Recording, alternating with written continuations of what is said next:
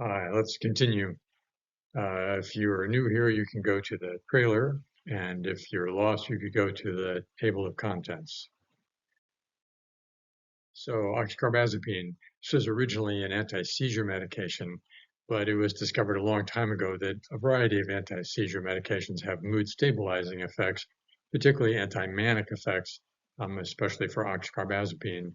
And so they're used primarily at that end of the mood spectrum. But really anywhere that more stabilizing was needed, more anticycling, oxcarbazepine can be considered. And the reason to consider it is because the risks compared to those of what we might otherwise consider there, namely the antipsychotic medications, um, I think the risks I'm going to show you are substantially lower. We just don't have as much evidence for benefit because it's just not been studied so much, as you'll also see here. Adding just a couple of slides to show you a broader view here. This is an old 2003 study that showed, hey, look, there's a significant number of people getting a response, a positive response to oxcarbazepine, but there was no placebo group. So we really need a randomized trial comparing oxcarbazepine and placebo. So in addition to a couple of other small studies, this bigger one, this is the randomized trial, came along in 2006. And this is what it looks like when medication does not beat placebo. This was in mania in children and adolescents. And the authors point out a number of other limitations. So more research would help even a little, but this really kind of cooled interest in oxcarbazepine. But thanks to a young research team in just last year, we have new data a little bit. Um, Looking backwards, a retrospective view of 38 patients' experience on oxcarbazepine, no placebo group. This was just looking to see how people did when they received this particular medication. So there were 38 patients in this paper. The group put them into each of these bins that I'm showing here, not improved at all, slightly improved, improved, or much improved. So we're going to watch them flow into those bins and see how it turned out for those 38 patients. And here's how that turned out. There are, as you can see over on the far left, 6 patients who were not improved at all.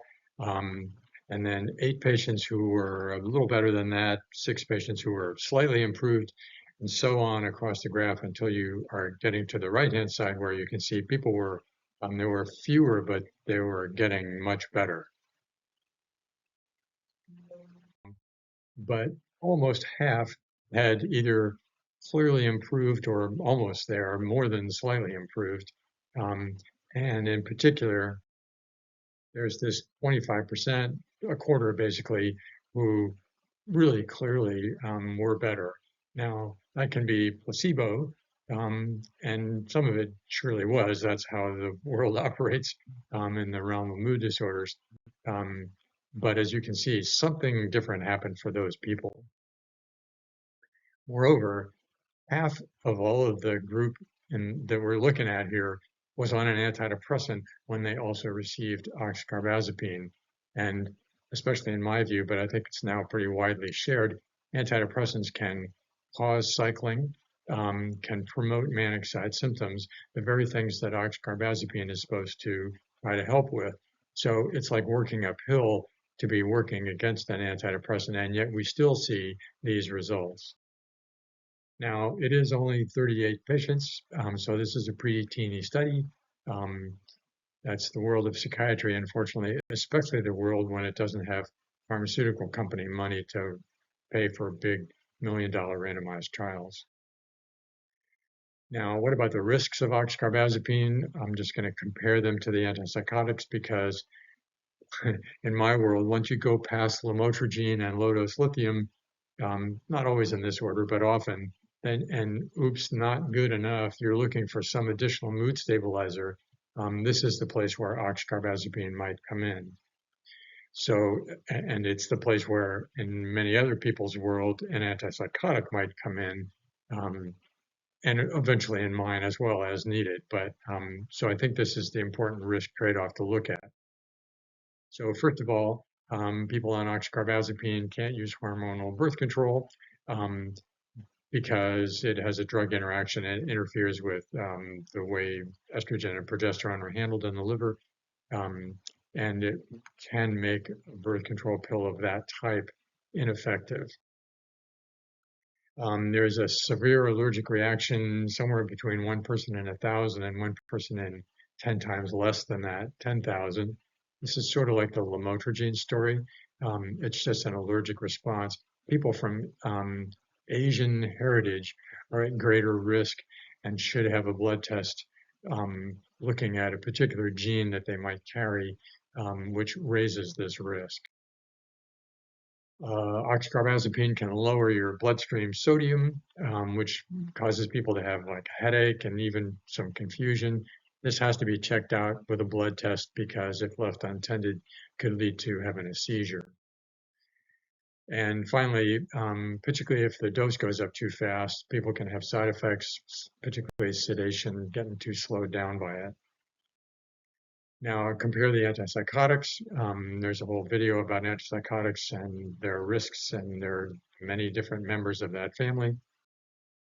But almost all of them, until we get to the very newest ones, carry a risk of causing weight gain, and that can lead to something called metabolic syndrome, as I've described there, which has its own problems. And then there's tardive dyskinesia, a recognized side effect of pretty much all the antipsychotics except perhaps maybe for the very, very newest ones. We don't know yet. And then typical side effects. And here, I think this really makes a difference. People can really feel when they're on an antipsychotic, they feel differently. And when oxcarbazepine is done right, the whole goal is to have 100% symptom control and 0% side effects. And I think that's more likely to be achieved with oxcarbazepine than with an antipsychotic. So here's another way to look at it before we wrap up here. Antipsychotics have more evidence for benefit, but they have higher risks and side effects. Oxcarbazepine farther down. I just tend to go to the lower left-hand corner of that graph when symptoms are not driving us to consider the most likely to be effective, and instead we can prioritize the most likely to be manageable over a long period of time. And so, in summary, oxcarbazepine is definitely worth knowing about, I think, so you can compare it with the antipsychotics if those are needing to be considered. If you do this for an adult patient, you might expect some resistance from providers who may think that oxcarbazepine just doesn't have the power of an antipsychotic, which may actually be true, but maybe that's not needed. Unless you're working with a child and adolescent psychiatric specialist, because they actually really like oxcarbazepine. It's potentially less harmful in the long run and can be used without a lot of laboratory follow-up, meaning blood test follow-up. So actually commonly used there. All right, then.